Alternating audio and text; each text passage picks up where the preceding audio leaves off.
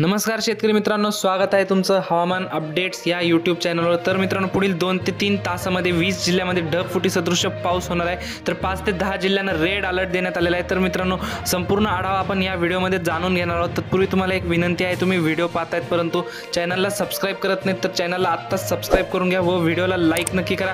तर मित्रांनो, आज दुपारपासून आपल्याला पावसात जोर जास्त वाढताना पाहायला मिळते। आज दुपारनंतर मराठवाड्यामध्ये या ठिकाणी ढगफुटी सदृश पाऊस होणार आहे। बीड, लातूर, धाराशिव, नांदेड, हिंगोली, परभणी, छत्रपती संभाजीनगर, जालना या भागामध्ये आपल्याला जबरदस्त मुसळधार स्वरूपाचा पाऊस दुपारनंतर पाहायला मिळणार आहे। नांदेड व आसपासच्या परिसरामध्ये देखील ढगफुटी सदृश पाऊस होणार आहे।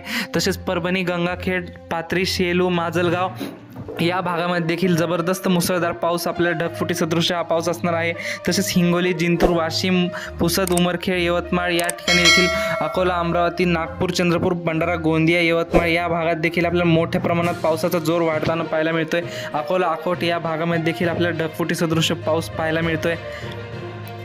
एकंदरीत जर संपूर्ण राज्याचा विचार केला तर मराठवाड्यामध्ये या ठिकाणी, विदर्भामध्ये आज दुपारनंतर व मध्यरात्री पावसाचा प्रचंड जोर आपल्याला वाढताना पाहायला मिळत आहे। तसेच जळगाव, मालेगाव, नाशिक, छत्रपती संभाजीनगर, अहमदनगर, पुणे या ठिकाणी, जेजुरी, दौंड, बारामती, करमाळा, इंदापूर, जामखेड, तसेच सोलापूर, बार्शी, अकलूज, वडूज, विटा, कराड, जत, सांगली, कोल्हापूर, सातारा या संपूर्ण पश्चिम महाराष्ट्र, मध्य महाराष्ट्रातील भागांमध्ये देखील आपल्याला खानदेश या संपूर्ण भागामध्ये आज दुपारनंतर मध्यम ते जोरदार ढगफुटी सदृश पाऊस हा होणार आहे।